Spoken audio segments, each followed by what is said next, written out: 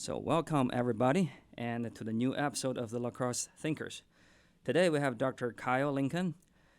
He's a historian of medieval Europe, and recently he has won the award of 2019 Long Medievalist Prize for teaching medieval histories innovatively.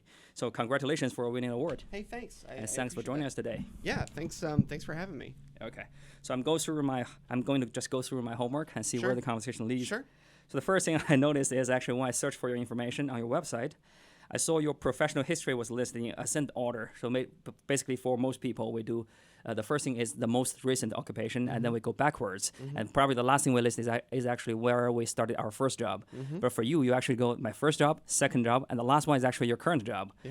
Did you do it on purpose? It's hard to know whether I did it on purpose, but there is something definitely resonant about doing things. Move that up a little bit. Doing things in that particular way. So I started teaching when I was in graduate school, like most of us, right? You do some teaching assistant stuff, but almost at the same time, I got a job teaching college level Latin because I had a long experience in Latin and was doing a lot of graduate work that required really intensive philological studies, so really hardcore, like crunching what a specific word means in all of its different ways. And so somebody said, well, you'd be great at teaching Latin. And so I started out as an adjunct, just teaching one or two classes at Webster University, and that experience changed for me the way I approach teaching. Webster has something like 81 campuses worldwide, and it's an enormous percentage of the people teaching at Webster in terms of credit hours. An enormous percentage are adjuncts.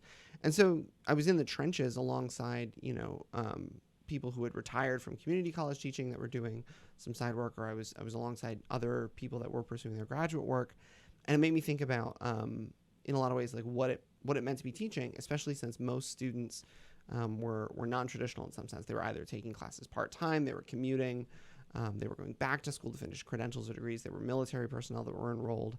And so, that really made me think about like where I was coming from. And I think sometimes it's very easy for students and for our colleagues to say like, where did you do your graduate work, right? Or where did you teach most recently? And that is like a signal in a lot of ways. It's a virtue signal in some sense. It's a value signal in others. Oh, you did your PhD at Columbia. Okay, well, that means these things. Or, in my case, you did your PhD at a Jesuit school. Why did you do that? Are you super religious? No, not at all. But it just so happens that the Jesuits have all these massive medieval things. And so for me, being able to say like, my journey as someone without a big family history of college, being the first in my family to even think about graduate school, let alone go after it, there was something to be said for me to be able to say like, I know what it's like for people to have to fight to get into this business, right? There's a lot of things that we don't talk about, and there's all these discussions about like a hidden curriculum.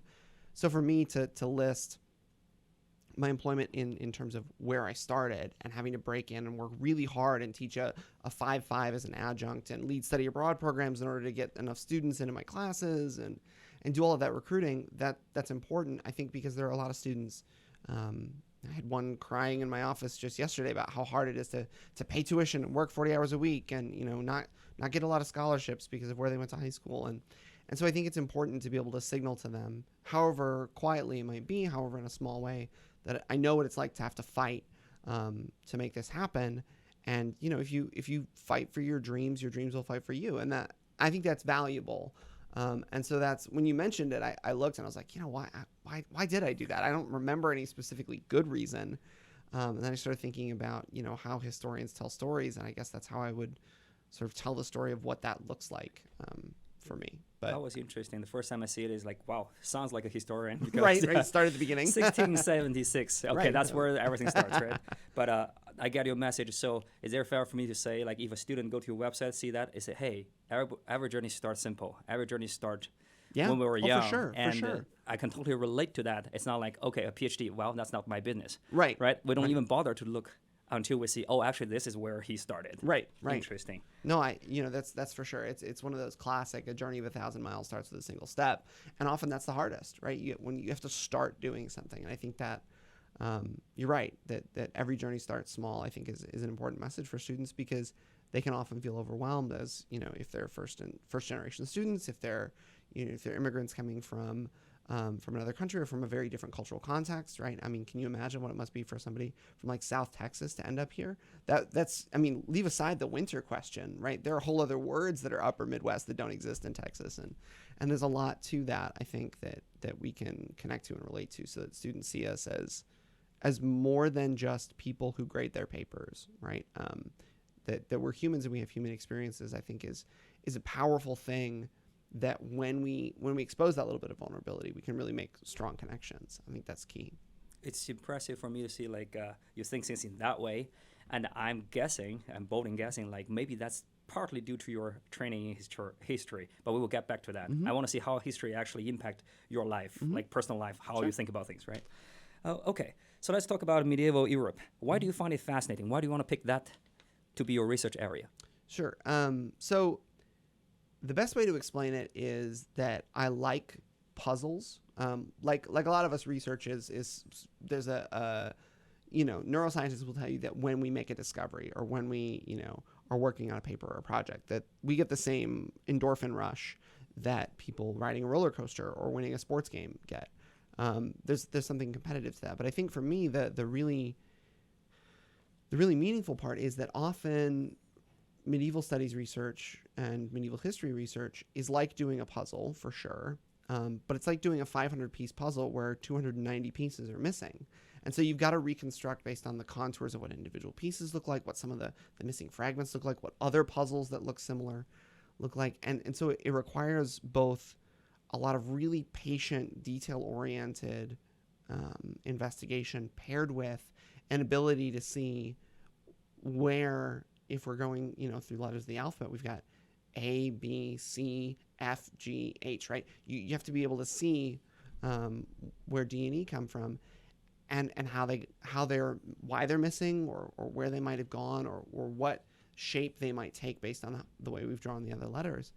And so for me, like, finding the missing pieces are really is really sort of the way I not only think about research, but also what I find really enjoyable about it. It's not just creation of knowledge for the sake of knowledge, right? Which is, theoretically why we're all in this for research, is to make discoveries and to find new ways of doing things. But I think often, for me, the joy of being able to recover voices that you don't normally hear, right? I mean, and even if we just think about our modern political circumstances, we hear a lot from, in the macro political sense. We hear a lot about Putin, or about Boris Johnson, or about Trump, or about Trudeau, or about Xi, and here's these huge figures, but the enormous majority of human beings on this planet have nothing to do with those major, yes, it impacts our lives, but we're not waking up and saying, well, I now need to write a sternly worded letter to Trudeau about appropriating other cultures, and I need to write to Xi about the protests in Hong Kong, and I need to write to Trump about all the other nonsense. Most of the time, humans aren't at that level. We don't have world-changing ability, and so finding voices that are being silenced, not necessarily in a sort of negative way, right? They're not being silenced because they're being suppressed, but because over time, voices become echoes, and those echoes fade away. And so even when we can find one or two or three little pieces of evidence that put that puzzle picture in a little bit more rich picture, I think is meaningful. And I think, the way I approach it is to try and connect to the humanity of whatever subject I'm learning about, right? Whatever case it is I'm studying, whatever piece of evidence I'm looking at, to try and find the human part that's there. And I think for me, that's what makes it interesting, is that, I can be separated by 1,000 miles for linguistic contexts and family circumstances from somebody I might be doing research on, but they nevertheless woke up every day and did go about their daily life the same way I do, right? They go through all of their normal activities. And I think that's, most of the time we're not doing something big and crazy. There's that line from Deadpool 2 about, you're not a hero all the time. A hero is maybe 2 or 3 minutes. You don't brush your teeth, a hero. And I think the same thing is true for scholarship, right? We often make our discoveries in fleeting moments when we're brushing our teeth or making nachos or whatever. there's always something human about it, and it's that human connection that brings us back every time. Being able to explain something, be able to understand something in a bigger and more influential way. I think that's valuable. It has to have value. Otherwise, you and I are wasting our time, right? That's fascinating because for normal people, when we say, hey, you study history, I say, what are there to study? Right. Like what happened.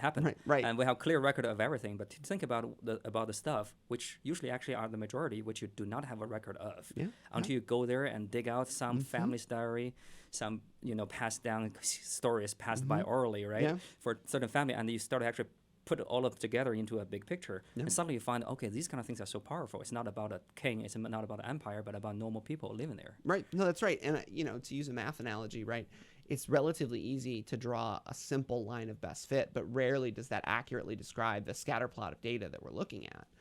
In reality, 7 or 8 lines might be useful.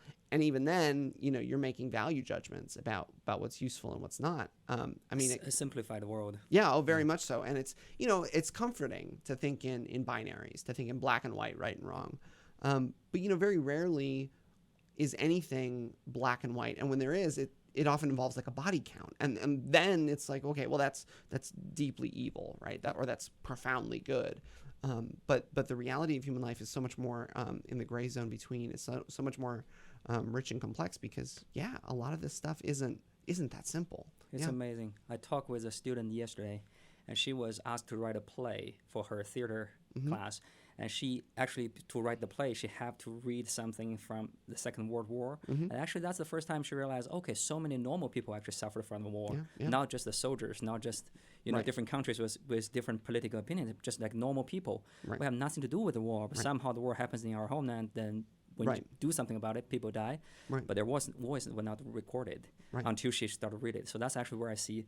That's the really amazing part of doing those kind of things. For sure, right? I mean, and there's so many of those intermediate spots where, you could very poignantly tell a story about war, just about someone losing their family dog because of a stray bomb, right? And no big deal to the newspaper, but huge deal for humanity. Well, especially if you think about like a little kid that goes on to run like for the French Senate, like that would be a big deal, right? That's a pretty powerful impression to make on a 7-year-old. And it's not hard to trace those small moments that we can all sort of remember back on. The moment when you decided, okay, it's math for me, right? Or the moment when I decided, like, okay, I guess I'm going to graduate school in the humanities. Like, Is there a moment that you still remember fresh that is like, well, I found this piece, and that was like the moment?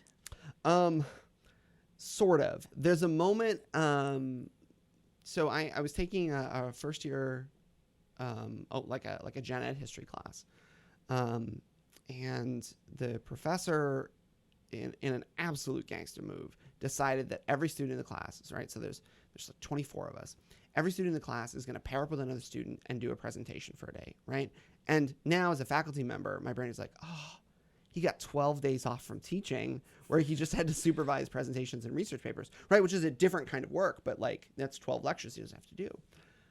And I botched it, man. I botched it so bad. And the funny thing is, like, so that was, 2007. 8 years later, I was giving a research paper on the subject that I botched so badly in Rome, right? So the presentation I did was about the Fourth Lateran Council in 1215. And it takes place in Rome. It's this huge gathering of religious officials from all across the Mediterranean world and Northern Europe. And they're going to come up with like clear-cut rules about a whole bunch of really big issues and basically reinvent social and domestic policy for most of the countries that send people, right? It's this hugely influential gathering. And the presentation I botched so badly, I called it the Third Lateran Council a bunch, which doesn't mean anything to a layman, but like inside the field, that's a big no-no. That was a big mistake. And then 8 years later, I'm in Rome giving a paper, and a cardinal walks in to like listen, not to me, to the next presenter, but like there's an actual cardinal, and so it was a big turnaround. And I remember those two moments. They're bookended only by 8 years, which is a long time sometimes, but often it's not. And so for me, that was kind of the moment where I was like, oh, okay, this is a big turnaround, right? And I think that's important because often we think about the achievement, right? We talk about the draft that gets published. We don't talk about the 14 drafts that came before that. And the conference paper where it was like, you might need to add a little bit more to this. You might need to do this differently. We don't talk about the 95% failure rate for everything we do in this business. We talk instead about those 5% of achievements. And I think if we don't highlight the failures part, like we don't get anywhere. And I often tell my students when they ask, so my undergraduate major was in classical languages and civilizations, which is not strange for a medievalist because the languages part is something that takes a lot of work. But I graduated in my class there were 12 majors my year because I went to a really small college. There were 12 majors my year. I graduated with the lowest GPA in my major, and I'm the only one with a PhD in it now, which is like funny, but it's also one of those, I think, moments where we can say like, look, that progress matters, right? And when we get into the richness that we're talking about, right, there are moments for sure that confirm, deny, and shape like what we're up to, whether it's being tricked into writing a master's thesis or whatever. There's a lot of stuff that accumulates that make us the faculty members we are, the researchers we are, the human beings we are, and I think that's meaningful because when we lose sight of that, we lose sight of what allows us to connect to students, what allows us to connect to our peers. And at the end of the day, right, most of the work we're doing is going to be incorporated in some later fashion. And maybe somebody connects our data point to a line of best fit. But in all likelihood, like neither of us are going to win like some MacArthur grant. I mean, like, that'd be great, right? but You already got one, so well, that's a good start. I don't know about that. The Low Medievalist Prize doesn't pay like the MacArthur's do. I'll take $500,000. That'd be great. But no, I think that's the important part to sort of remember. That's great because I think 5 months ago or 6 months ago there was a resume of failure posted by some Harvard or he was a Harvard psychologist professor, right? Yeah. He just said, hey, you guys see all the stuff I published. Now I'm going to see what all the things that got rejected. That's like like 10 times longer than what I have here, right? Yeah, no, reject. Same grants rejected for multiple times. Oh yeah, yeah, right. And I mean, that's really important, I think, because. And not just for graduate students, right, which was mostly his audience and other junior scholars, was to say, like, look, it's hard, right? And it's supposed to be hard because it's really, really valuable, right? And anything that we have to work that hard on is really valuable. But I also think it's really good for undergraduate students to say, like, look, I got a B- in my first history class, and I'm not doing so bad, right? Like, there's room to grow for sure. It's very important to actually deliver to the students that studying or even being a professor, because if you say you're a professor, the first thing people say is, oh, you're so smart. Let's wait on that. Right. At least that means I'm persistent. Yeah. No, that's right. That's right. Often work ethic matters more. Yeah. It's a marathon. Life is a marathon. It's not like, okay, I got a brother who is like 3 years ahead of me, same or only 1 year older than me, but only like way ahead of me. So now I'm a failure. No. Let's wait for another 20 years and see if he's still in the same field, right? All you care about is just like how much effort you put into and how much you gain. You're not going to gain anything that you didn't put any effort into. That's right. So just keep putting the effort. Sooner or later, you'll find there are not even any people running with you. Right. Like when you run a marathon, right? The guy next to you is actually 2 miles ahead. The next guy next to you is actually 2 miles away. That's right. Like behind it. But when you start, you thought everybody was crowded. Like, I need to beat this guy. After a while, you don't see them anymore. It's actually a journey with yourself. That's right. That's right. No, I think that's a good way of putting it, right? Often a pilgrimage is about the journey rather than the destination, and I think we can lose sight of that. But I mean, from high school, everybody was put into the same room to compete with each other, and now with college, it's just 4 years, and then you compete with each other. You already see like, wow, that guy is so smart. I'm so behind. But let's face it, even high school plus college, it's only like 12% or 10% of your whole life. Right. Why do you just want to judge yourself with only 10% of the data? Right? That's right. That's right. Yeah. That's great. Okay. So now let's tell us about your strategy, which lead you to winning the prize. Sure. So I should say that my co-author and I worked on this project for, I want to say we started in 2014 or 2015, right? So talking about effort and persistence. So basically what won a prize was a textbook that we are, working through the publishing process for. Textbooks take forever, right? That instead of saying, okay, Song, here are your lecture notes, here are all the points, here are the texts we're going to discuss, me beaming information into your brain, right? We know, right? Every neuroscientist who works on the study of learning will tell you that when you engage multiple parts of the brain in learning, you learn better. And when you enjoy what you're, the process of exposure to that subject, it creates more, it releases more acetylcholine, and that helps you retain more information better. And so one of the things that's sort of remarkable is that in the late 90s, a guy called Mark Carnes, who's a professor at Barnard College, which is the sister college, it used to be the sister college to Columbia, decided that it would be much better to teach Plato's Republic by getting students to play as though they were Athenian citizens debating these political ideas. And it worked. I mean, he had to fiddle with it for a while, and it worked. And it's led to this creation of a large pedagogical community. If anybody, other faculty are out there and want to talk about it, come find me, or find my colleague Jim Longhurst, who's also in history, who's been doing reacting at La Crosse for a little while now. But this whole idea of getting students to engage with deep, immersive, historically rich characters in solving some political crisis, whether it's resolving the treaties at Yalta, secret treaties at Yalta, or in the case of the project that won the prize for us, getting them to understand what it was like to be a crusader on the Fourth Crusade, which is one that sort of, for a variety of reasons, accidentally conquers another Christian kingdom in Constantinople, which is kind of a no-no. You're not supposed to crusade against other Christians. That's sort of a problem. And so by creating these immersive simulations, one of the things that happens is that students take on the role of historical individuals. They're in connecting to that same humanity that we've talked about. But because it's competitive, and if students are listening, it's very competitive. You should take the competitive part seriously. In reality, it's only like 7 or 8% of their grade in the whole thing is just from whether they win or lose. Most of it's about the participation, the research, the writing.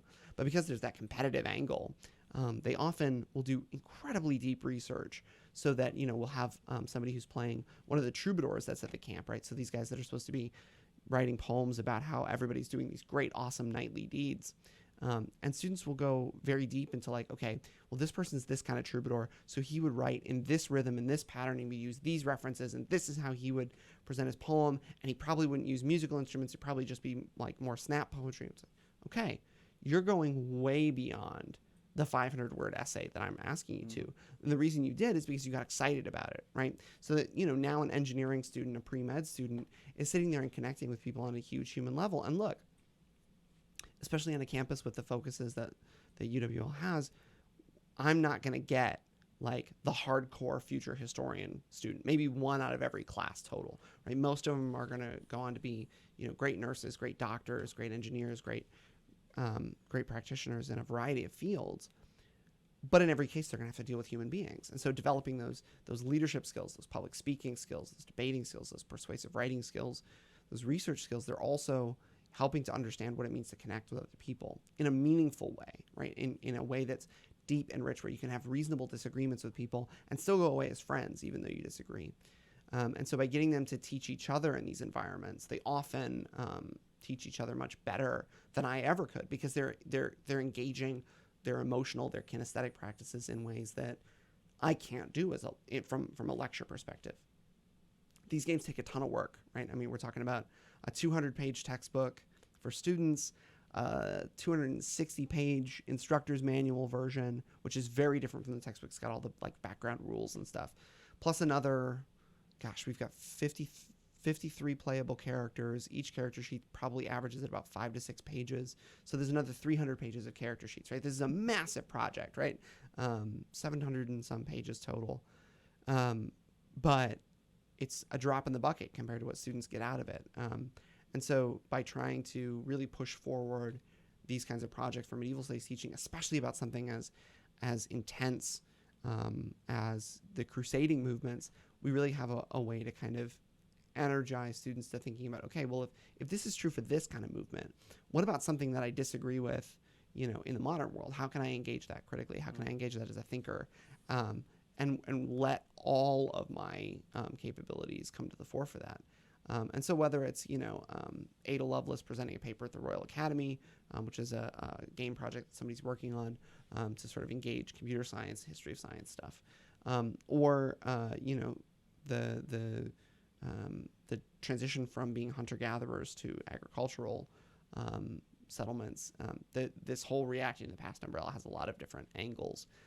The one that we were working on was designed to help make medieval studies not only relevant but also resonant in a modern university classroom. And I think that's probably the core of why John Gibfried and I won that prize, was because we said, look, if we're going to teach medieval studies and if we've got these tools, we might as well do it all out, right? Just completely dial it up to 11 and go with it, because there's such a pressure in modern university cultures to only training students for jobs, which sure, that has value. And do I think it's important that we say, well, our alumni in this, business program, in this medical program, make 20% more than alumni at other colleges? Yeah. But if they're spending that 20% on therapy, maybe that's not really such a net growth, right? Let's talk about cultivating the whole person. And it's relatively easy to talk about that in a really small college environment, but finding ways to do that in a class of 30, in a class of 60, well, then they're getting at least much closer to that bespoke one-on-one college experience that scholars of all kinds remember, right? I'm sure you've got memories about your doctoral mentor. I've got memories about mine for sure, where I know vividly what was going on and why and how it mattered. And if we can offer that experience to the students in a History 110 class, then I think that's an enormous way to bridge the gap between faculty and student and help students grow, not just as learners, but as people. That's the ball game, right? Universities aren't supposed to prepare you for a job. They're supposed to prepare you for the world. And a job is a part of that, but it's only one part of it, right? Active learning, right? Yeah, the participation. Right. Yeah. Because why go and observe other people's classrooms?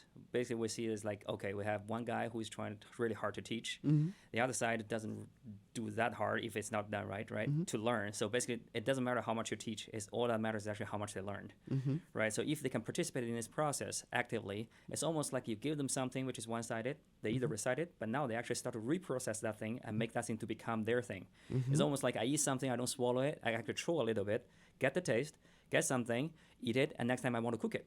Right. Right. So that's actually a really nice reflection system. Yeah. And another thing I think you point out was really interesting is not everything should be judged by economic values or efficiencies. Yeah. Right. So for university, skill is very important, but skill cannot be everything. Right. So especially otherwise, why do we actually, unless you are going to be a historian to make a living with a historian, why do you learn history class? Why do you learn psychology? Why do you learn theater arts and all these kind of things? So actually, it's a very rare experiences for a lot of people, which they don't realize is actually this will be probably the only 4 years you will get education other than the skills in your job. Because when you go to a company, nobody's going to give you a history lesson, right, or anything, right? You like coding, okay? From now on, it's purely coding, right? Okay, there's nothing else. Right. If you like something else, go do it on your spare time, right? So you better get exposed to as many stuff as you can, at a very high level. Participate and see what you enjoy, and hopefully you can make that in your, like a lifelong hobby. No, that's right. We want the kids that leave UWL to have, okay, you're going to go on and be an MD. That's great. You should be a great doctor, and I hope you really help people. But I also hope that you're on the board for the local museum because you care about where you live, or you're one of the sponsors for the young people's theater in you go to watch pretty awful 5th grade musicals. But those are kids that are experiencing the joy of performance and music for the first time. And that's got deep value, right? And you could sort of resonate with that because it had deep value when you were 19 and you saw Othello the first time. There's some real magic to that. And I think that's one of the things that we talk about, right? And I think as professors, we see it much more, and we do a lot more for that transformative process, that metamorphosis that students engage with on a daily basis than the chancellors or the marketing departments that'll say, like, we have a transformative experience. Okay, what does that actually look like, right? And when we're talking about letting students take an active role to be the agents of their own change, like that's something that they can do for the entire rest of their lives, right? Mm-hmm. If you teach them how to read a book and appreciate it, then they can continue reading books, right? Like they don't have to just stop all of a sudden and say, well, I read Joyce one time in college and I liked it, but I'm never going to read it again. Like, okay, if that's your choice, right? Maybe choose something something a little bit different. But there's a whole world out there, and when we talk about, creating global citizens for a future that we want, rather than a future that sometimes bureaucrats will determine we deserve, there's a lot of ways that we can really make those things matter. For that's well, the most. just let it ring. It's the most old school looking phone too. Somebody found out that I'm. We're going to say audience 1143 called in. And Right. Yeah, if you're a bureaucrat and you want to change careers, no, I think there's real value to helping students become people that are engaged on a variety of levels, not just as you say, right? I mean, like the coding one's a great example, right? I mean, how many years before any of that is for the most part automated, right? And that too becomes outmoded. Right. And that's the problem, right? Is that we so often, oh man, seriously, that phone looks like it was made in 1991. Yeah, it's really interesting. So let me see if I can turn this off. That is so cool. Maybe I did it. Okay. Maybe. Yeah. Wow. Yeah, that's great. Okay. Now I don't understand how the system works. Hello, this is a Make Believe Radio studio. You're a first time caller? Hello. I just do that? Okay. Maybe. I don't know what I pushed, but it's working. So yeah, it's fascinating to know because I personally talked with some executives of some big companies, including Fastno, and I remember I talked with 3 or 4. I think 4 of them are actually a history major. I was like, you're a history major and you're running a company.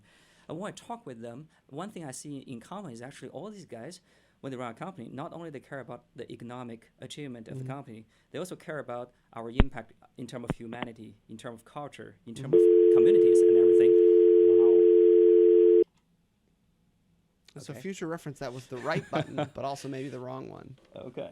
Yeah, but either way. So, they actually care about they see a company from multiple angles. And I'm starting to summarize because I don't know if this is true. But maybe that's because there are trainings about histories. Because when we look at histories, we never look at medieval and just say, hey, let's just talk about economies.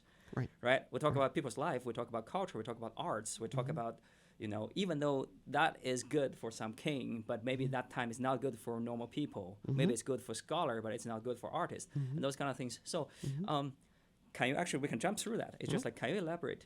Yeah, sure. For by learning history or by learning medieval history, does it have an impact on how you think about your life?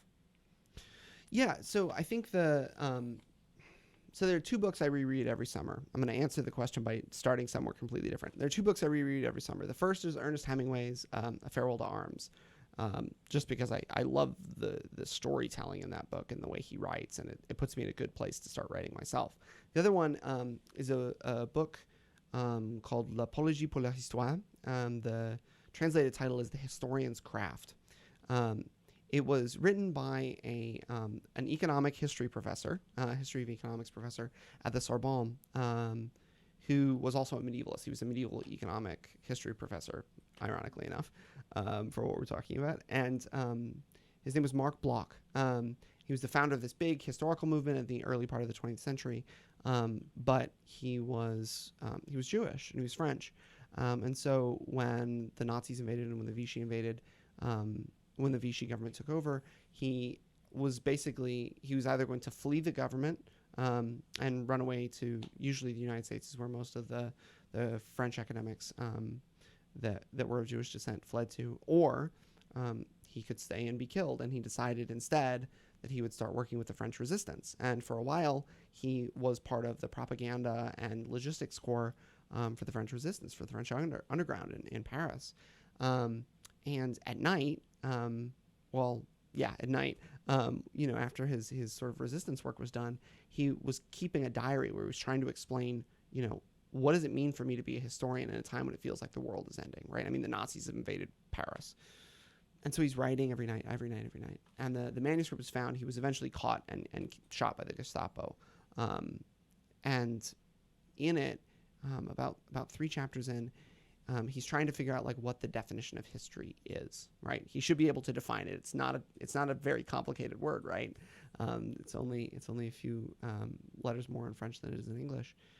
And he says, to me, I think history is the science of man with a capital H in French, right? The science of mankind in time. And I think that's part of the approach that I've always appreciated most about history, is that our goal is to have the most holistic understanding. And, while historiography, the study of history and the writing of history in the medieval world, has gone away from looking at just sort of the big people that are in charge, right? Whether it's a king or a count or a bishop or a pope. What we've also done is to try and understand as much about the rest of society as we can. In some cases, that means, scholars are looking at the way, medieval people think of and construct gender or race and ethnicity, the way they construct their religious identities and how they respond to changes in religious landscapes.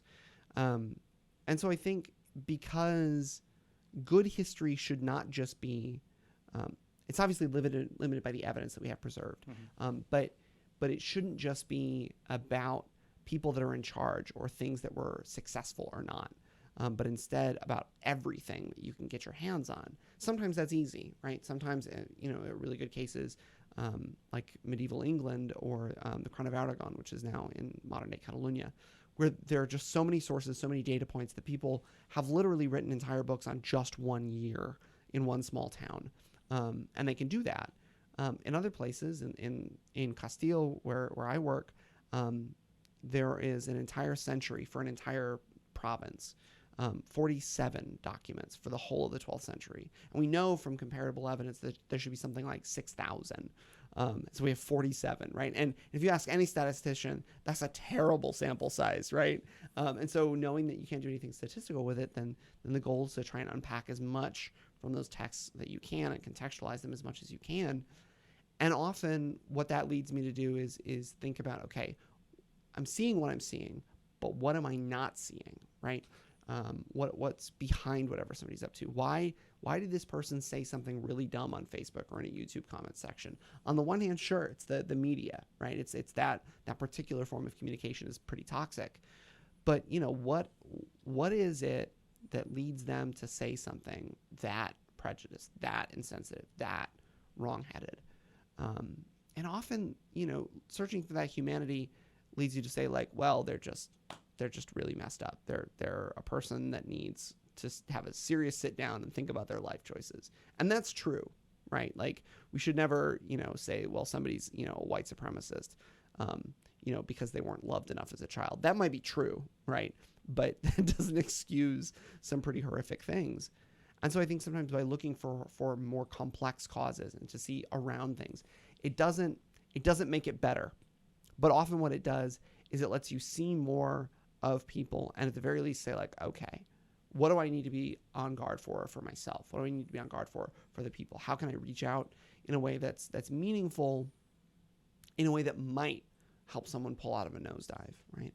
We don't often know about the changes that we're making. And I think one of the challenges of history is that because we have such scattered data often, especially the further we go back into the past, we're often struck to reach for as much in that thing as we can so that we look for significance, rightly or wrongly, in ways that might not normally be expressed, right? There are a lot of people that are going to see, faculty as only the lecturer, right? And we all have these moments like where we're shopping for groceries and it's like, don't look at me, student, I'm buying some cheese. Like, don't make it weird. But we know that's true, right? We know that routinely, we have faculty happy hours where people will go out as a department. Or it'll be like, oh, it's Oktoberfest weekend, time to get out of town. I don't want too many drunk students. And those things are meaningful. But we often lose sight of those when all we see is the sort of professional output, right? It's almost like we transfer from a symbol to a person. That's right. Yeah, that's very interesting for you to point out, especially at the personal level. Mm-hmm. It's just like not only you just study the history of human, but now you see one person, whatever stupid thing he's doing or disrespectful thing he's doing, you start to actually care a little bit about what's behind. Because everything, I think it's fair to say, like, things doesn't come from nowhere. Right, that's right. Once in a while, several hundred years, we'll have a singularity, but usually things has a reason. And I personally feel like to understand something deeply, probably the only way to do is actually to see where it comes from. Yeah. And then only through that you can actually start to see where this thing is going to go. You start to see the trend and everything. Have you watched a movie called 12 Angry Men? Yeah. Oh yeah. Do you Yeah, remember yeah. the guy? They asked him like, "Why are you so persistent on just doing this? Because we can just finish this thing guilty, and then we will go home. We'll all go home."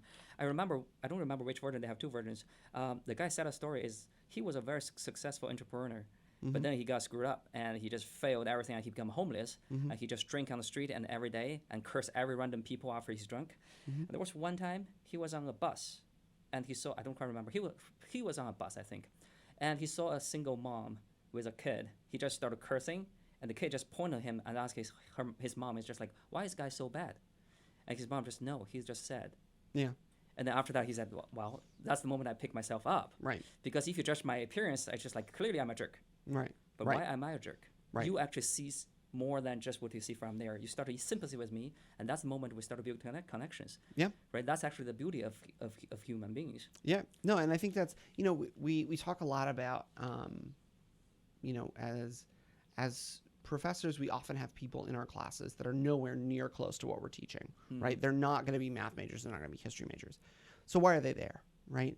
And it's relatively easy to say like, well, it's a general education requirement. You have to be here, right?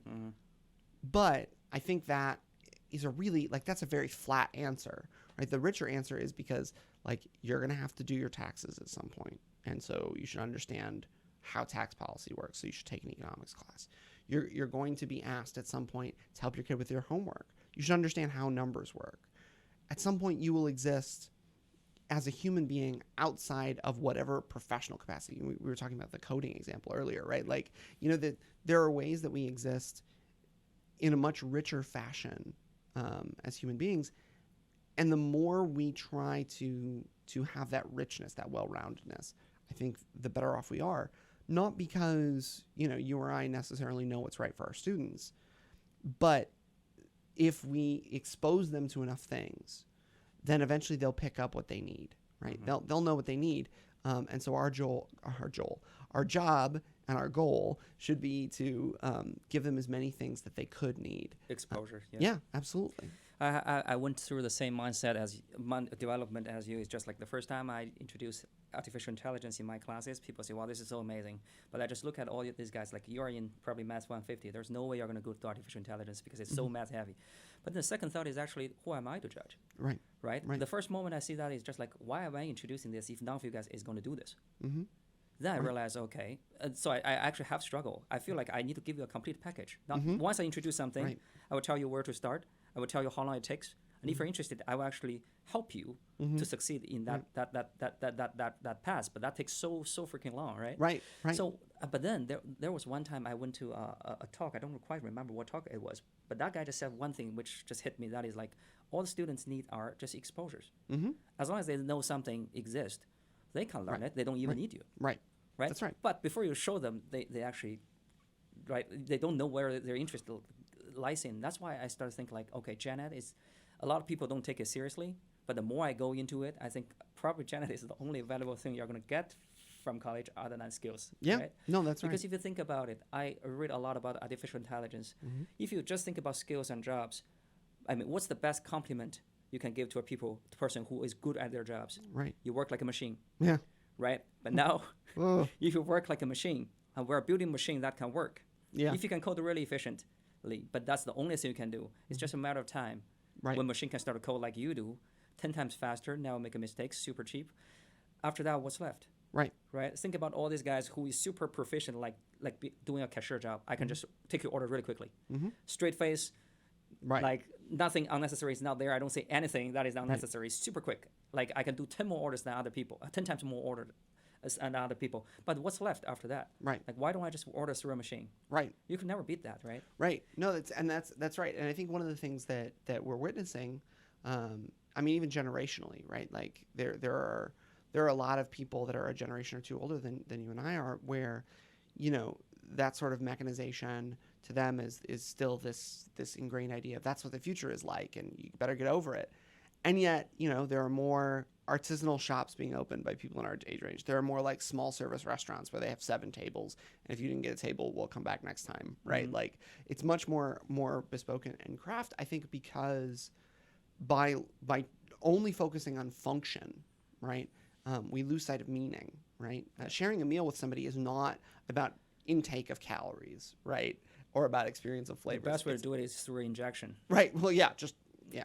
But in reality, right, what we're looking for is an experience, a human experience. And I think one of the things that we're witnessing, especially, is that dysphoria of being disconnected from humans is really toxic, right? And I think that's one of the reasons that generationally, there are a lot of people in our PhD generation that are looking at slower scholarship, right, to be more methodical and to make big impacts, or about scholarship that engages the public more, right? I mean, our doctoral mentors are not likely to be, writing public articles for The Atlantic or whatever about, what artificial intelligence is going to do, or why, the protesters at Charlottesville were Nazis in a hilarious fashion, putting the wrong, like they literally put the symbol of an African saint on their shields to try and represent their white supremacists. And it's like, guys, like, maybe more than one Google search next time.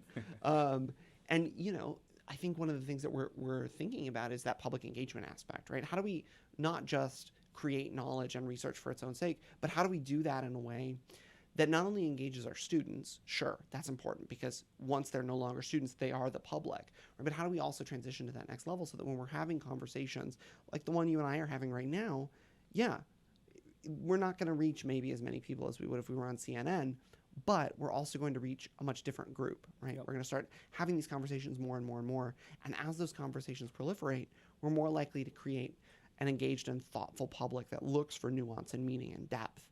And I think, the rise, for example, of podcasting as a medium, of long-form storytelling, long-form interviews, is a search for depth, because, people don't want to just look at headlines anymore. Right? It's like, well, okay, headlines are dumb. They're like 13 letters at most, and then we're just going to move on, right? But more rich and qualitatively valuable conversations are things that we know do more for people. That's interesting, because, like, for nowadays, if you go on YouTube, people do data analysis and figure it out. Like, people can only pay their attention for 7 minutes. So now if you have 10 minutes, please cut 3 minutes off. Yeah. Please add 1 minute and 20 seconds, give people a boost. Yep. And you do all these kind of things. You kind of start to see, like, all this kind of news and the YouTube videos become shorter and shorter and shorter to grab your attention, to make you addicted. But on the contrary, actually, the podcast, which lasts for 2 or 3 hours, right, are rising. Like, you got 1 million viewers from that. And the interesting here is, I kind of feel like for all the news, that's why they're struggling, is because if I interview you today and I give you 7 minutes, I say, hey, Kyle, summarize whatever you have. Everything. 7 minutes. You can give me nothing but stereotype. Yeah, because you need to assume a lot of things. Is like, I don't have to explain this. Right. It's an because this is everything knows. Everybody knows, right? So you will start to pick the ones which everybody knows, and then they feel like, I didn't get nothing from this interview because you are saying everything I know. But then you are saying, like, unless I want to start to explain that terminology, how am I supposed to tell a story within 2 minutes? That's right. Right. So that's kind of like an interesting phenomenon. But at first, you may feel a little sad, like all the craps news and YouTube are feeding you for the short videos. But after a while, you start to see actually people still have those kind of needs. And nothing now is actually going back to redirect the market value. That is actually a beautiful thing. Yeah, no, I think that's right. And it's I think interesting that I mean, in part, right, these are cycles, right? And it's going to be shorter attention span, longer attention span, shorter attention span, longer attention span. But, I think it's also interesting that we're also getting much more critical about the things we consume. I remember I think it was a month ago, a friend of mine told me that the flat earth guy, the really big YouTube flat earth guy, Mark Sargent, has more subscribers than Neil deGrasse Tyson, which, like, on the one hand, is deeply depressing. I mean, even though, like, Tyson's he's got his problems. He's a public academic, so, like, there's always going to be something that we're going to quibble with, right? Where he tweets, like, well, there's no college subject that explains the meaning of life, and sort of, like, humanities professors like, hey, come on over to our side of the campus. It's the one without the shiny building. Like, there's that. But on the other hand, like, people are looking for long-form engagement, and one of the things that the flat earthers do really well is that they do 2-hour-long documentaries about, like, why the earth is flat. And, like, even though there should be a cognitive and rational dissonance with the idea that the earth is surrounded by a 150-foot wall of ice, and that, the earth is round, but all the other the earth is flat, but all the other planets are round, and, like, why are they different shapes? All of those things should be reasonable objections. But because the length of storytelling, the way they engage people on multiple levels, they're successful, which is both shocking and not, right? Like it's a customizable experience, but it's also a richer experience than, you know, a 7-minute rant about how like you can see that the world is round if you go up high enough, or if you're seeing it from an altitude on the ground as opposed to in the sky. And I remember skydiving a few months ago and laughing, thinking about like, what if we just had a flat earther skydive, right? Like we just got a lot of them. And you know, I laughed the whole way down because I was thinking about what that would do. But in reality, that would strip them of their entire world, right? And so like, is it necessarily toxic and terrible of me to want to like set up a GoFundMe to let flat earthers skydive, right? Or is that like a profound gesture of human empathy to want them to experience the world in a better way? And I don't have an answer to that question, but it was something that I was thinking about when I was thinking about public engagement with scholarship is about flat earthers skydiving. And I, you know, keep coming back to that thought of being, you know, both entertaining and also like, I wonder if that would work. Like, would that actually fix the flat earth problem? We just take Mark Sargent skydiving. Have you ever watched, there was a guy who skydived outside, almost outside the atmosphere, like a year ago or like 2 years ago? Yeah. That was like crazy. They videotaped the whole thing. I was like, he almost passed out halfway. Well, and like leaving aside the fact that like he hits terminal velocity and keeps falling for minutes, like leaving aside the stress that must have put on his muscles and his bodily organs. I think they said that he burned like 6,000 calories that day or something ridiculous. And yet, like, that's an experience that he's able to have, and that meant something not just to him, but to other people watching it. We share that. Yeah. When we see that, we become excited. If he passes out, we become nervous. We become sad, right? So that's right. It's awesome, That's right. There's no reason we should like watching Naked and Afraid, right? Leaving aside the fact that that show is staged and it's fake and all kinds of things. Like, watching people try to survive in a very primitive environment out in the wilderness is hilariously entertaining because we rise and fall with, oh, are they going to catch a fish? Oh, they only got worms today. Let's watch them eat worms, right? There's something primal about that connects to us on a human level. They're the hero of us, right? Basically, right? Yeah. Okay. So yeah, it's nice. It's nice because I feel like the trend now is just I see the majority is looking for a simplified solution. Like everything they go is just like, you know, it's either black or white. I'm really actually part of the reason I started this podcast is I want people to start to think the reason behind it, right? To make it more like a diverse, multidimensional, multiple perspective experiences. So that's really good. Okay, so let's go back to your teaching method. For me, I'm guessing one of the reasons students are engaged in that game is because they kind of take the characters as their avatar. Yeah, they do. They're almost like playing online games with a fake avatar. That's absolutely right. Right? So have you ever thought about, will this be a good pattern for a video game? So, yes and no. I think one of the challenges that we face is that historical fiction of any fashion, right? Even if it's contrafactual history, right? History that has a factual starting point and then goes against it or changes it, has to necessarily balance historical accuracy with authenticity, right? Getting it to feel right versus getting the facts right. And one of the things that you know is really great about an immersive environment, an immersive role-playing environment, from a digital perspective, is that you can take on an individual character or a customizable character, right? In some cases. And that personalization is really meaningful for people. I think the problem is, you know, one of the challenges with games like, for example, the Assassin's Creed franchise is that they take historical settings and then to make them exciting, they add this whole aliens storyline thing, which, you know, leaving aside the fact that they portray assassins and the Knights Templar in like very bizarre ways to a medieval historian. Like that's not what the Nizadis are like. That's not what the Knights of the Temple are like. But there are a lot of ways that those environments, the digitally built environments, are really useful. And there are faculty that will use those kinds of digital walkthroughs, altered reality or virtual reality walkthroughs, to get students to sort of see the fabric that they're working in. I think the really valuable part, as you suggest, is that avatar level allows people to explore someone's meaning and feelings in a way that they wouldn't normally, right? It provides them enough separation from themselves where they can act differently so that when they're interacting with their classmates, they're doing so founded in whatever sources they're working with, right? Founded in, okay, well, I'm a knight, so I need to know more about the Shibawa code that's at work in the world I am.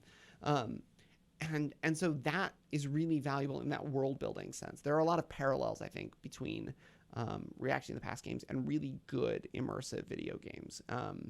I know, for example, that there are some people that like to pair like medieval studies teaching about like the Icelandic sagas or Beowulf with things like Skyrim, where there's this very immersive world. And while, the existence of dragons and lycanthropes and things are fantastical, they're still part of the imaginary furniture that medieval thinkers are using.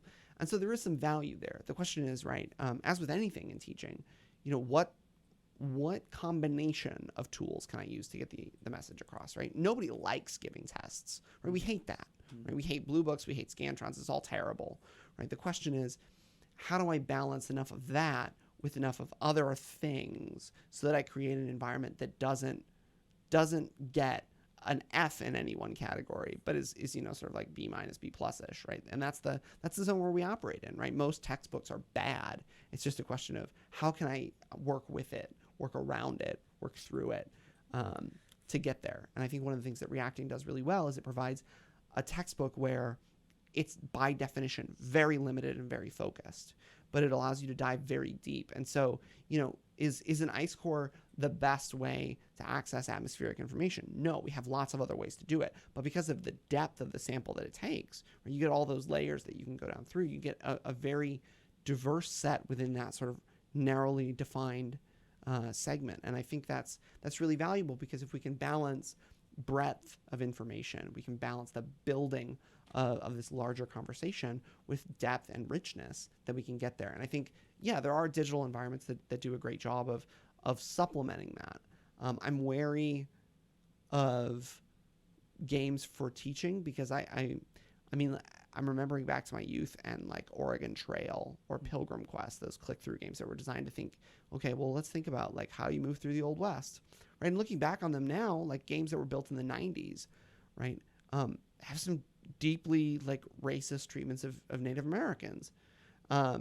That's kind of a problem, right? And so I wonder whether any environment, once it sort of leaves the confines of a university where people are sort of trying to do better rather than trying to win, is there. And I think for that reason, because it's inherently a learning opportunity, right? And 70% of their grade is based on their research papers that they're doing alongside.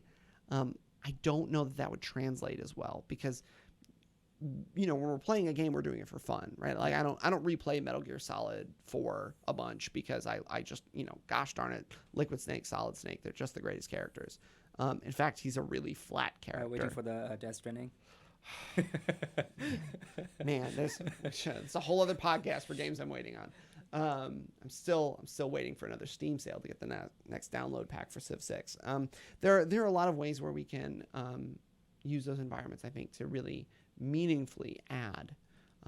But one of the problems is that, we're playing to learn with reacting rather than playing to have fun, right? The fun is the mechanism, the vehicle. I agree, because I remember once some guy said to me, like, he does a lot of presentations. He said, like, teaching is basically entertaining. I said, hey, I agree. Teaching should have an entertaining part. But teaching is not about entertaining, because at some time you just need, especially in graduate school. Oh yeah. I want to sit down and listen to the professor talk about stuff I don't understand. I don't care about if you can do it in a plain tongue or like entertaining tongue. I don't care about how you dress or how you fascinating thing. If it's entertaining, great. But I want the solid stuff. Right. So I totally see your concern. And for video games, for example, Assassin's Creed, after they released the storyline, actually there was a moment I started to feel like, how can I tell this is not real? Like, because I don't have enough knowledge about what happened in medieval centuries. It's like, how do you know that George Washington is not a Templar? Yeah, the reason he came to the United States is trying to find all this kind of secrets. But I think Ubisoft is doing an amazing thing. Is actually after they release the Assassin's Creed Origin and Odyssey, they actually give you a tourist version. Yep. It's basically like there's no storyline. But now all you can share is basically, number one, all the physical structures in the digital world. You see the Great Pyramid. You see what people's life are like. You see the color. You see the landscape. You see the architectures, which are pretty damn accurate, right? Yeah. Some of people even use the information from the game to reconstruct Yeah. the Notre Dame, Yeah. which just got borne down. And another thing is actually they did a really nice job by creating a virtual guide. Yeah. It's almost like, hey, you want to experience Yeah. Greek? I don't know if they actually probably consulted some historical Oh professor. yeah, no, doing that. they do actually. One of my graduate teachers was supposed to be a historical consultant for which is the one for Renaissance Florence? I think it's Assassin's Creed 2, right? With Yeah, 2. Ezio. Yeah. Ezio. Yeah. So he's a Venetian historian, and they consulted him, and he's like, yeah, well, here's some things that you can look at. And then they were like, okay, well, the aliens party is like, yeah, I'm not involved anymore. Take my name off it. Which, is the right move because, the Pope having alien technology powers is probably a little silly. But you're right. I mean, one of the things that they've done is recognize that they have this powerful tool, and they fixed it, right? And so now I think scholars are less hesitant, right, than in the earlier generations because they're capturing that environment to do the right thing with it, right? So that those objections that early generations. So there's a game version and there's an educational version, right. But now the scholars can come here and just educate people. Yeah, a little bit. Yeah. I mean, there's certainly still problems, right? I mean, the Egyptians, in particular, in Origins, are a little bit too whitewashed, and they're not dealing with a lot of the challenges of this really complex Egyptian civilization. But again, right, like for most people, they're not going to take an Egyptology 300 course, so they're not going to get to the point of knowing that like the idea that like Egypt is one civilization the whole time is a really silly idea, right? Like it's 5,000 years. You have ancient Egypt, you have modern Egypt, right? And there is a big gap in between. Well, and take for example a really good one, right? So Cleopatra VII, right? Cleopatra, the famous Cleopatra, is closer chronologically to you and I right now than she is to Khufu in the building of the Great Pyramid, right? Or another one. So we're used to thinking of dynasties as something that lasts for 100 years, right, or more, right? Egypt, by the time Alexander of Macedon conquers in the 4th century and sort of brings in this weird Hellenistic world, is in like its 30th dynasty. And, we often don't think about human experience in this kind of geological sense, but I mean, even Kennedy in his speech to Rice University about launching the space race says that if all of human history were collapsed down to a single day, humans would be literate for only a few minutes, right? And it's profound to think about, thinking about like the earliest civilizations of the Yangtze or in the Indus and the Ganges and the Tigris and Euphrates on the Nile, and thinking about the way human civilizations have explored meaning, right? And yeah, getting somebody, and I think it's particularly one of those times where something is appropriate for a college class or for high school or for middle school very differently, right? And I think getting students to see Egypt and ancient Greece as not just a place where some old dead guys talked about philosophy or where deities had shark heads, right? Like to get them to see the richness of that human past is really important, especially for middle schoolers and high schoolers. By the time we get to the college class, we want them to explore things more deeply, but it definitely presents a tool, right? And like most tools, right, you can't get a screw in with a hammer unless you're really going to force it, and it's not going to work as well, right? And the same thing is true, I think, for any teaching tool, whether it's video games or role-playing games or deep textbook readings or language lessons. Those things are really, I think, important for reaching beyond where we start. So that by the end of the journey, we've not only covered a lot of distance and undergone some important experiences, but we've also done that in a context where we've grown as a result of it, right? We've not just had the experiences in the journey, but we've also become different people in the process. It's really impressive when I listen to you talking as a historian.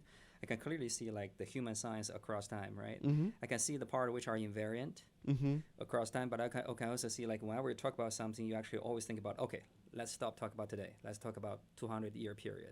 Let's talk about 5,000-year period, right? You start to see the richness of all this kind of thing, which is actually a dynamical development across time. So that's nice. Yeah, I don't know if this is part of this conversation, but tell me a little bit about why do you think liquid, solid, and why do you think liquid snake and solid snake are the best characters? I don't. I actually really, of all the characters in the entire Metal Gear Solid arc, I still don't know what to think about Kaz Miller, but he's the character that I want to know more about because Katsuhira in Japanese has this name connotation that suggests he might be the one that's constantly betraying Snake to Cypher. And Miller, he's like something Benedict Arnold Miller, has this like really deep and rich, complex relationship to treason. They basically didn't tell you any story about Miller. No, they never do, right? Yeah. And that's the thing that as a historian, like I want to know, and like I'll click through like wikis, like, okay, tell me more about, like, tell me about what the comic books say. I'm not going to read the comic books. Tell me what they say. And you know, like Ocelot is this real steadfast friend, right? He's the Patroclus to Snake's Achilles, and there's a real bond there. But always, like, Cass Miller is always the one that's doing something and changing something. And so, you know, when you look at the Snake that I think is perhaps the most interesting. You're talking about Solid Snake, right? Well, in this case, punished Snake. So okay. so I think MGS5 in a lot of ways. I mean, the story is always getting richer and more complex, and I love that about it. But I feel like Punished Snake, especially in MGS5, really starts to explore. I mean, you know, this whole outer heaven concept about soldiers not having a purpose and what it means for somebody's purpose to be outmoded or changed, I think is a deeply resonant human experience. And because it's a first-person shooter, it's appealing especially to young men that feel disenfranchised by a world that doesn't take them seriously. And so this whole outer heaven storyline and Snake losing an arm and, you know, Snake losing an eye and being wounded and then, you know, spoiler alert, if you play through the whole thing, it turns out that it's actually not Punished Snake the whole time. It's a body double that gets plastic surgery. So then there's this whole question of who are we really? Are we the person we look like we are, right? Are we the Snake with shrapnel in his head and a prosthetic arm who's actually a body double from the helicopter crash and the cutscenes? Or are we the presented, like, complete version of Snake that rides off on a motorcycle at the end of that cutscene? And, you know, I think often we think about our identity as individuals in a very static way, right? I'm Kyle, your song, right? Sometimes you're Professor Chen, I'm Professor Lincoln, right? Like, we have those identities and those are static and they're not changing. They don't talk to each other. And yet when we're confronted by students in a grocery store, like, why are you buying that kind of cheese? It's like, well, because I'm also Kyle, I eat food. You don't see me eating food, but believe me, I do, right? Like, there's a blend there that those identity challenges are there across the board. And I think, you know, especially the plot device of the language parasite, and having, you know, this character Quiet, who is both stereotype and subversion, of a silent, attractive female character that's running around in a bikini the whole time, and yet is probably the best storytelling vector for the whole game. Spoiler alert, by the way. Yeah, sorry. Quiet's got the English parasite. No more than that. Okay, we need to stop there for Quiet. But you know, there's a lot to that story that speaks to the way humans create and shape and respond to our identities and who we are in this larger fabric that is our world, whether it's Soviet invasion Afghanistan or 21st century universities. War economies. Yeah. And the whole thing was run by AI, which think, okay, the best benefit for you guys is just kill each other and produce economy. Do you think that thing may be a possibility if the artificial intelligence and everything just keep going in the current way? Oh, gosh, talk about Terminator. A little tiny chance that may be the case in Metal Gear. Well, I mean, yeah, there's a possibility, right, that we're going to see some Skynet thing. I think the really interesting, because it was a to web-only download sequel that basically took the Fox engine that they built for MGS5 and adapted it to this weird sort of survival landscape, Metal Gear Solid Survive, did a really interesting, like, futurescape storytelling. If you haven't played it, I'm not going to ruin it for you. Yeah, that's fantastic, right? So what do we do with Virgil, which is a fantastic, like, the whole thing has got this intense Greco-Roman, like, mythology and under, like, Dante and Virgil and good luck and all these things. And there's some really rich storytelling about the prospect of an increasingly militarized and technologized future. And Eisenhower warned us about it in his farewell address. He said that the military-industrial complex, that technology is a tool, and if we let the tool become the master, we lose our humanity. And I think there's definitely something in the Metal Gear Solid franchise. There's something really positive to be gained from that, in that it causes us to reflect, like, okay, if increasing technological specification outmodes humanity, at what point do we cease to become useful to the things which we've created for our own utility, right? We fall into this, like, matrix world where, you know, now all of a sudden the predictions of Jean Baudrillard, the Swiss philosopher that sort of creates this whole idea of reality and hyperreality that the Wachowski brothers are playing with in the Matrix, starts to become a lot scarier prospect, right? We're already doing that in some senses, where we're talking about people having like pedal desks and stuff. We're already starting to hamsterize ourselves in ways that did you see Sorry to Bother You, the film? Okay, so first, it's fantastic. Sorry to Bother You. It's about a black telemarketer and a horrific dystopian futurescape that's also present. Like it's both present and future. And as he becomes a better telemarketer, he's enslaving people in this massive like corporate cult. And it's a really profound look at the problems of consumerism and dehumanizing people as commodities, right? As saying like, look, you're only good if you have usable skills. It's a conversation we have all the time as faculty. How much you generate for me, exactly, minus how much I pay you. Right. And the bigger the ratio, the better. Right. According to politicians, right? And in doing that, it strips away their humanity. And so I think especially, one of the things that really struck me as a faculty member seeing that movie is like, those are pressures that our students are facing all the time. Earn. Be a good economic cog. Don't think too much. Don't ask too many hard questions. And that's really useful if you're trying to dehumanize people. But I don't think that should be our goal. I think the problem with AI or economy is just like you use one metric, like GDP or unemployment rate, to quantify.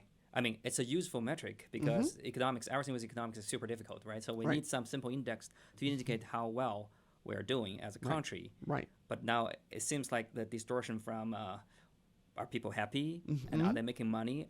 Right. Actually, they're not the same thing. Right. No, that's right. They're actually going more and more towards the polarized position, because actually the more money I have doesn't mean has nothing to do with if I'm happy or not. Right. Actually, I'm kind of thinking like if you can get more human education and everything, you probably don't need that much money to make you happy. Right. No, that's right. That's what I'm experiencing right now, because I start to feel like after a certain point, I don't even earn much, right? But I don't require much. After a point, I start to feel like, wow, more money. The only reason I'm making money is because that thing makes me feel I'm accomplished something, and my accomplishment can be only measured in a certain kind of way. And money is really a nice way. I don't even care about how much I make. I just care about how much more I make compared to others. Right. Then that means, okay, I'm successful. I don't even know what successful means, or do I even care? Right. So that's the thing here. No, I think that's right. Just to the unemployment question, right? Like, yes, unemployment's at a record low in the United States. But underemployment is pretty high, right? There are a lot of people who have a college degree that are working 2 part-time jobs, right? They're not unemployed, but they're not doing... I read a book, I think people are saying like 44%, from more of normal people. 44% of college graduates are underemployed. That means you have a college degree, but you work at a McDonald's. Yeah. Right. There's So probably more education won't be the solution. No. If already we see this, right? Right. Certainly not in terms of like credential building and skill building, right? It's got to be one of the things that we used to really prize is that everybody had to do a lot more. Like if you look at the comparison for general education requirements in the American educational system, at least, looking back at like the 50s, right? So the GI Bill boom, everybody's coming back from World War II. All of the former soldiers now have all this money for college education. And whereas now in terms of credit hours, we're looking at like a 1-year general education program, right? If you compress them all down, you could theoretically get them done in a year. It used to be closer to like 2.5. And your major was, a way to translate this wealth of human knowledge and experience that you've been cultivating into a way that, yes, you can be useful now, but you can continue to create value and use in a much greater way once you start to expand the world you're working in, right? You can create... And now we have, professors of entrepreneurship, right? Which, as a philologist confuses the heck out of me, because if entrepreneur means someone that discovers a new way of doing something, how do you teach someone to discover, right? There's telling stories, right? Of other people. Right. And that's, we have a name for telling other people's stories. That's called an English department. There's a reason that we used to value literature and philosophy, that we used to value the study of foreign languages more. My alma mater, when it started, my undergraduate alma mater, used to require that everybody take Latin, and then if you were a sciences major, you also had to take Greek and either French or German. And if you were not a sciences major, you take either French or German or Spanish or Italian, one of the other major European languages at the time. And, now there are students that are saying, like, why can't I use Google Translate? I was like, okay, well, use Google Translate in that big, long German passage and tell me if it makes any sense. And it won't, right? Not just because language is inherently a thing of expression and Google can't express, right? It can. Or even if Google Express, you won't be able to understand it right. unless Not you in the know depth. how Greek people speak. Right. Yeah. You won't get the joke for sure. Yeah. Right. And that's, that's, I think, profoundly important, right? Picasso, toward the end of his life, when asked about whether computers would outmode the creation of art, said that a computer is a completely useless machine because it can only give you answers. And I think that's a, it's Pablo Picasso, so maybe he was being funny, but I think it's also one of those times where the comedy betrays the truth, right? That in fact, computers can only give you answers. And so it's up to the human element to create the questions. And we don't come up with questions out of economic utility. We come up with questions because we have a human need to satisfy. And that's really valuable. And I think we undervalue that value when we try to express it only if you think about computer as tools, like you need to code your value into the computer, let it do stuff for you, but then you start to ask questions, whose value? Mm-hmm. If this thing is such a bigger scale, which country's value? Yep. Right? And also, do you actually also want to code the computer so the computer can have value Mm-hmm. of their own? Then will the computer's value align with humans' value? And if they don't align, who is more powerful? Mm-hmm. So those kind of debate is actually constantly going on, right? No, it is. And there's a really great novel from the late 50s, which, because you're thinking about AI, if you haven't read, you definitely should, by Kurt Vonnegut, the late sci-fi master, called Player Piano. Player piano, like the pianos that play themselves, right? Mm-hmm. Player piano. So it's all about like increasing mechanization and the role that AI plays in eventually making humans obsolete, but in a really it's still in the punch card magnetic tape version of computer, but it becomes this otherworldly apparatus that's really pretty fascinating as a way of thinking about what the increasing military and technological drive that so much of our wealth is wasted on creates in terms of social consequences, right? How does the fact that we're spending as much on the entire public education sector in this country as we are on the F-35 Raptor? Yes, it would be great to have a next generation stealth and strike fighter. That's awesome, cool. If that means that fewer people are hurt, but we're talking about billions upon billions upon billions of dollars when there are children that go home without having lunch at school, and there's talk about eliminating free lunch programs at schools because I don't know exactly why. We seek all these big solutions to problems that haven't been invented yet to try and predict the future when our present is in need of help. And there's something to be said for finding ways to talk about these things in a resonant fashion, right? Novels are a great way. Historical studies are a great way. Philosophy is a great way. The more ways we can think about who we are, the more different colors of our identity we can experience on an individual basis, the more likely we are to relate to other people. Mm-hmm. So that if you're having a purple day and I'm having a lavender day, we're like, oh, hey, similar thing going on, right? Even if it's not the same, we can come closer to empathizing, even if we can't sympathize with everyone else. And closing the gap in empathy and sympathy between people is a big deal. And it's definitely going to be an improvement of the human condition. It's one of the things I try to do in a history classroom is get students to relate to people that, have been dead 900 years. Like, why are they feeling those feelings? What's going on with their world? That's what's invariant across time, right? Yeah, with humanities. Right. That's interesting because I was trained purely in mathematics, sure. and maybe I was too busy during the past few years to get my PhD. Mm-hmm. But up to recently, I started learning a little bit of psychology online and going to the humanities side. Mm-hmm. And suddenly I started to pay attention to stuff I never paid attention before. Yeah.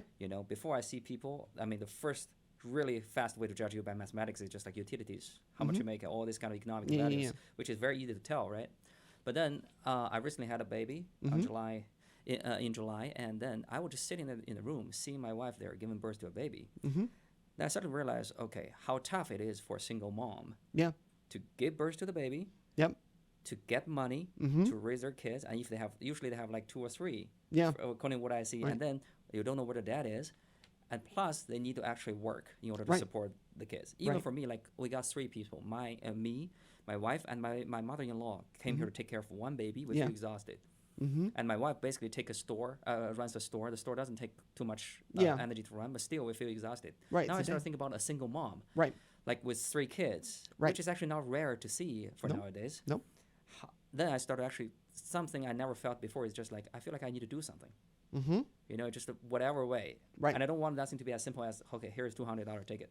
Right. Right. It's more about how do I create a community. Right. Or even like a nonprofit organization. Right. For some young, I have this crazy idea. I don't know if it's crazy or not, but what if we have young couples who are thinking like, we may want a baby, we don't know if we can handle it, but we have a facility that we can actually babysit. Right. A newborn. Basically Right. means we need to clean the diaper, cook, work at the same time, and just have a trial for 2 weeks. So, well, okay. But then you can help. But I know it's. But I No. I see what you're saying.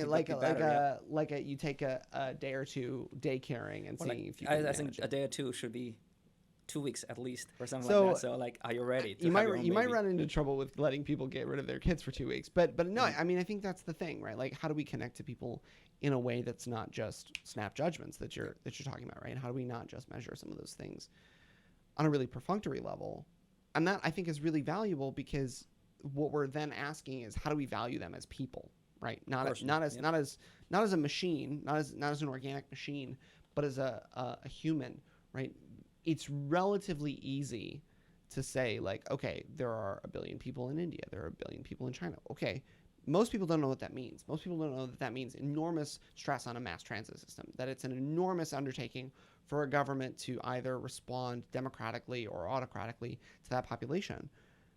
And, then we think about things like, well, the entire country of Australia has as many people as the state of California. And Australia is much, much, much, much, much bigger. Right? What does that mean for the way Australians communicate with one another? How do they deal with geographical prejudices? Right? And even just thinking about like where a person physically is, like not even dealing, I mean, you're dealing with a whole other set of more complex things. What do they do? Right? But and how do they exist, in context to other people? But just thinking about like the geography, right? Like I moved here from Kalamazoo, Michigan, which is a bigger town than La Crosse, has more people, more population density. But even that change is significant. I've got a friend who's teaching at a school that is really tiny, like 900 students in a town of 4,000, right? Just in the middle of nowhere. How does he relate to other people, right? Okay, the ratio of professors and college students to normal people in the town is much, much higher, right? What does that mean about the space they occupy? Are the houses different? Is the food different? Do they have a wider array of restaurants for a town their size than they would normally? What does it mean for them to exist in that space? And I think you're right. Like thinking about engaging people on a human level is there. And so, even if it's just trying to learn how they live, right? Giving some, we think we want kids, but maybe it's harder than we think. It's hard to imagine how people live, because you have to go there and live for a considerably long time. Because as human beings, it's really hard for us to think about things that are not similar to what we have to process daily, right? It's hard for me to think about if this room get more crowded, as in China, like 6 times more crowded, what does it mean? 6, right? So I read an interesting sci-fi book back in China that was about basically how a supernova explosion. So we got those kind of deadly cosmos ray, and everybody above 12 years old is going to be dead within 6 months. But all the kids will be able to regenerate and survive. Right. So basically for the next 6 months, what the whole country, actually the whole planet is trying to do is try to teach their kids, we'll be gone, this is how you run electricity. So basically the strategy they take is like, you are an engineer, you go back and tell your kids how to do engineers. You are like a restaurant owner, go back and tell your kids how to run restaurants, because you only have 6 months left. Right. There's no time for education. And then they pick all the smart kids, not smart kids, but the kids with leadership and certain kind of qualities, filtered out several times. And then they want a leader for the country. So after that, they just took this 12 years old, go to a big like train station, and let him see like, I think 6 track of trains, which he couldn't see where the train ends. It's like so long. I tell him like, this is how much the population, how much sugar the population consume per day. So think about it, like 6 track of trains goes beyond your look. Okay, just like this is how much we consume per day. You'll be surprised even, you have sugar at your house, at your home with that big scale of populations. But I think not until he tried to picture this in the book to tell you like that's how big it is. I have no idea how much sugar, the population eat a day. Right. It's beyond my imagination because I had never handled anything as big as that. Right. I took it for granted. Like Right. 1 billion people. Yeah. I don't know. Right. Well, no, that's the thing, right? Yeah. Like, we often think about, we ask ourselves rhetorical questions. How could anybody think blank, right? Mm-hmm. How could anybody do this thing, right? And the reality is very easily, right, from their perspective, right? There's not a big cognitive effort to think what you normally think on a daily basis, right? It's routine. As you're suggesting, living in a particular place for a long period of time outside of your own native cultural context, yeah, the first couple of days, it's tourism. It's where's Still learn to groceries, do right? things in the old way, Right. just in a new place. Right. Yeah. And after a month, after 2, after 3, you start thinking about like, gosh, wouldn't it be great if this train line went like 3 stops further and it connected to that train line? And then like you read in the paper, new train stops being added to 6 lines. Like, yes, thank you, Madrid. You are the best capital I've ever been to. Whereas, we were constantly contrasting these things. And, I think, I'm always comparing, what it was like to live in Rome for 6 months, what it was like to live in Madrid for 5, comparing those experiences to whenever I move to a new place. And I try to do the same thing. Every place when I move somewhere new, I try to spiral outward from where I am. So I'll look at the neighborhood and like wander around the neighborhood. Okay, what's here? Okay, this thing. Google a little bit. What's in the next neighborhood over? What's the next neighborhood over? What's there? And constantly building onto that experience. But that's not hard for me because that's a process I've already done, right? It's not hard for me to think the way I normally think every day. And so, I think sometimes that's a good reflection to contrast with, the outrage of how could somebody possibly think that's okay, right? This other weird thing, whatever that is, how could you why? And the reality is that very rarely do humans make enormous leaps, right? We're always moving one step. And generations later, those steps have diverged dramatically so that we have, whole different languages, whole different cultures, even though we have, 99.5% the same DNA. Interesting. Yeah. Okay. So it's been long. Yeah, we've been here almost 90 minutes, yeah. So I want to close with one question. Sure. It's a big philosophical question. Uh-huh. So we know if we go back, look at the histories, we have the dark time, we have the middle time, we have the modern time. Now, within 1,000 years, let's say 1,000 years later, we come back and look at the first 20 years or even first 50 years of 21st century. Yeah. How do you think people are going to define this time? So one of the things that I think is going to be very interesting for some future historian is we are facing a number of enormous challenges. And we know that every historical era, when confronted with its challenges, solves those problems in like a B- student kind of way. They check all the required boxes, but aren't superlative in any of them. They don't go above and beyond. They don't plan for the next assignment, right? It's just sort of checking all the boxes, getting a B- and moving on. So then I sort of wonder, what does a B- solution look like for climate change? What does a B- solution look like for population and energy crises, right? What's a B- solution look like for, if we know, right, definitively, incontrovertibly, that one of the challenges that we're facing for climate change is carbon and atmosphere composition change. How do we fix that at a B- level? Does that mean like mostly solar, some wind, and yet like hydrological solutions, and then like maybe 2 or 3 nuclear reactors? Like, and if so, what do we do with that waste, right? What does that B- solution look like? And I think that's often, in large part because generally we put people in charge that are mediocre thinkers and above average doers, right? That's the average politician. They'll be able to give us a broad statement. They'll give us a B- thesis statement that you're sort of like, well, that doesn't have a lot of depth to it, but a lot of people can hear it. And then they go out and like make that B- statement happen. And so I think often about like what that above average implemented mediocrity looks like. And I wonder if that's going to continue, right? Is our B- solution to climate change going to mean that there's no more Miami, there's no more Galveston, but Houston is now a coastal city? Are we going to lose Manhattan, or is Manhattan going to be under some walls and you'll be able to see fish swimming by in the East River on Fifth Avenue, right? What are we going to see in terms of those big changes? What are we going to see in terms of demographic change, right? One of the things that, I'm sort of recently reminded of the John Oliver long take on the end of the one-child policy and its sort of 20, 30-year history in China and what that's done for demographic change and how that's changed populations and peoples. That's not that far off in the United States and India, in lots of developing economies, where the number of people, maybe not in as Malthusian and autocratic a fashion, are going to be limited by their ability to be supported. There are a lot of millennials that, where we're not having kids, right? Or we're having them much later.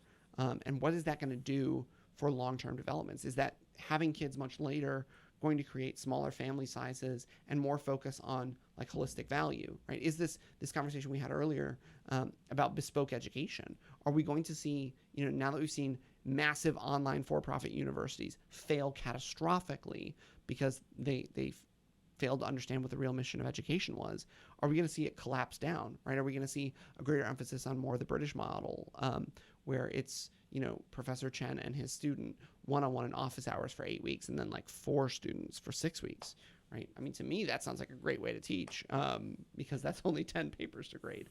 But that's also a much bigger burden, right? That's 10 people to mentor. What are those population challenges going to look like? And are we going to meet those with B- solutions? And then from there, I think one of the really interesting things is that, when we were kids, all the sci-fi was about moon and Mars and space exploration. But, with the exception of recent probes being landed and rovers being landed on the moon to prepare for potentially dark side of the moon landings or Mars habitations, it's private companies that are pushing forward for space exploration. What is that going to mean? What is that going to do? Are we going to be in a position where, a Netflix sci-fi show about, clones being used after their normal life for mining? Moon? Yeah, on the moon. Yeah, it's a dark side of the moon for helium-3 mining for space fuels. At what point does science fiction become predictive of reality if we continue to support B- solutions, and if we continue to say mediocrity and popular appeal and being able to explain something to a 12-year-old is the best way to approach the future? I don't know a lot of 12-year-olds that can handle that. I've got a younger brother that's 12. The youngest of my 5 brothers is 12, and he's a bright kid. He's energetic, but he's not ready to be president. There's a lot to the future that's going to require vision and a willingness to go the extra mile. And historically, humans are not good at going the extra mile unless we get enormous praise for it. And I think that's going to be the problem, where we don't know what the future is going to hold. So we're constantly pursuing it in terms of approval. And we've got to get away from that, because if approval, if economic measures, if likes are the currency that determines the value of our actions, then our actions are valueless in any practical sense in terms of our larger growth of the human condition. So I wouldn't be surprised if, the me 1,000 years from now says wow, they really did a great job at doing just enough to get by and not enough to fix it. And I wouldn't be surprised if we are living in a world where there are, yes, other colonized planets, right? And those other colonized planets have a much higher standard of living because they follow through on whatever utopian engineered society they try to follow, while the rest of the earth continues its sort of despicable infighting. I'm sort of reminded of the Joss Whedon show Firefly and the distance between people that live in the outer rim and people that live in the central colonies, and the way that Earth that was sort of serves as this kind of totem for corruption, which is itself still more valuable than the core planets. Where all the cultures are. Oh yeah. It's it's going to be fascinating for sure. Fortunately, we won't live to see that horrific futurescape unless somebody transports our consciousness into, robots. Although I don't know that I would mind being Bender from Futurama, but I'm not sure that there would be anything. I don't know that I would do well in a robot body otherwise. Interesting. So, I guess that closed the whole discussion today. But if you don't mind, I have a side request. Sure. So originally, I was preparing to ask you if we want to learn medieval histories, do you have any books to recommend? But now I kind of changed my mind a little bit. Seems like you're a big video gamer, and we talk about exposure. One thing I like video games a lot, but the problem here is like I want to talk with students about video games. Seems like we're in a different realm. It's like people are playing Overwatch like crazy or something like that. So if we want to give recommendations to, so this happened to me, right? I had a student, and then she ended up working with me for a while, and she was okay with video gaming until I started to introduce her. Well, there are some games more than shooting and driving. Yeah, that's rich. There are Uncharted, there are Metal Gears, there are all these kind of things, and she got totally hooked up. And for me, that was actually very, very important. So if you are going to pick several culture significant video games to recommend to people. Okay, so the one that goes at the top of my list is probably going to be Crusader Kings 2. Crusader Kings 2, which is a Paradox game. It's not turn-based. It's set as real time, but you can like pause and go one day at a time. Of administering a medieval territory as its feudal lord. And it's on a real European map, and because of their expansions, it goes all the way down to Ghana and Ethiopia, all the way over to India, and all the way up to Mongolia. And one of the things that Paradox did very well is that they did a lot of really deep research, so that if you start in 1066, the world looks the way it should for 1066. Technology is where it's supposed to be. Some places are more advanced, some places are behind, some places have more people, have different cultural traditions. And then if you flash forward to 1453, it's different there too. And I think the thing that's really great about that is that whatever historical starting point you start at is accurate in terms of the people in charge and some of the big challenges. Not everything is perfect, but it's really solid. And you can progress on and maybe follow the historical trajectory of one kingdom, and you have agency in it, and you get to play through it, but you're still exposed to a lot of the challenges and tensions. And there are, signal events that will happen, the invention of the Knights Templar, with no Nobis Domine, and all the way through. Are these events true according to this history, or actually are they random events like in SimCity? Both. Okay. So there are certain cultural triggers that could speed up or slow down, like the calling of the First Crusade, for example. Or that could give it a different target, right? So instead of Jerusalem, it's Alexandria. Instead of Alexandria, it's Constantinople. But it's a very carefully built world program, and as a result, it takes quite a while to load. Like it'll start, and you'll go through this, and the score is great, and the maps are detailed, and the graphics are really solid, which I love for what it does in terms of thinking about what the larger medieval Mediterranean world and all of its sort of connecting zones really talks about. I think it's pretty solid.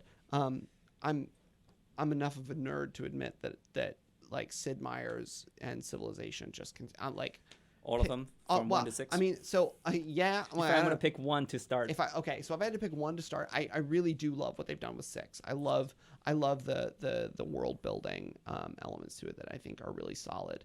And then the last one, and I think it's definitely a different choice. I loved Fallout New Vegas a lot, but I think Fallout 4, what it's done in terms of the Boston, Massachusetts, and freedom and unfreedom and qualities of unfreedom, with the rival factions of the Institute and the Brotherhood and the Railroad, and how all of these pieces work together, does the kind of rich storytelling that Bethesda has earned a really good reputation for. But by putting it in a dystopian retro futurescape, it allows you to really sort of explore ideas like meaning and belonging in a world that shouldn't normally have those things, right? If we're talking about a post-apocalyptic hellscape, you shouldn't normally have rich discussions about race and ethnicity clothed through this whole synthetic human and ghoul human question. But I mean, it's race and ethnicity conversations about varying levels of freedom and inclusivity. And I think that's really valuable, because one of the things it does is it makes you think about, okay, how do I live in this world? What do I participate in? And how do I pursue those things so that no matter whether you go down a sort of more sinister track or a more lawful track, a more chaotic track, there's all of these options there. And then, last, I'm going to change the question and get rid of video games. I think everybody should play Dungeons and Dragons at least once. Because I think You mean the computer one or the no, board no, game? no, board, no, Board game. proper pen and pencil. If you're in La Crosse, River City Hobbies on Main Street's dope. There's a real value to exploring what it means to be somebody else and to imagine collaboratively and collectively a world that you're all participating in building in. We don't often get that experience. We do when we're decorating an apartment or something, but rarely do we get the experience of real rich world building. And I think that's really valuable because it helps polish interpersonal skills. It makes you think about what different levels of identity are there. And even if you're not, sitting through and thinking about it metacritically, you're still going to be getting the exposure of how do I construct meaning? How do I construct a world? How do I construct an identity? And I think the best video games, I think the best tabletop games, I think the best classes do that. You not only see what you're doing, but you get to the core of why and how the answer to why influences the what and what it means for you as a person. I think that's a real rich triangulation of meaning. And without it, I think we often could fall away from doing things in a manner that seeks to do more than just find a B- solution. Right? We can go above and beyond. But So it's almost like we rarely have any real adventures in our life for normal people. yeah, So a lot of things we think we believe, Mhm. and the quality of our all-around quality of us as a human being does not get tested under extreme conditions. that's right. But playing Dungeons and Playing Dungeons and Dragons, Dungeons playing and Dragons, Fallout. Yeah. or even just being enrolled in your class to put yourself into the medieval. Basically, it's another D&D game, right? Yeah. In a lot of ways, yeah, there's a lot of similar mechanics. To test your belief a little bit, to test your ability to collaborate with people a little bit, or even just the small things like when you see something which you have the force to just smash it, or Right. you can just show your humanity.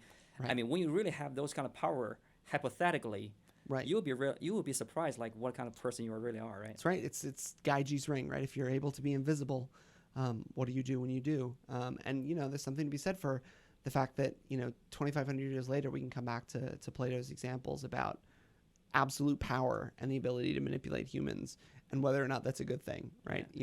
Because for me, I mean, a really interesting point is I truly believe I can see who people really are when they play video games.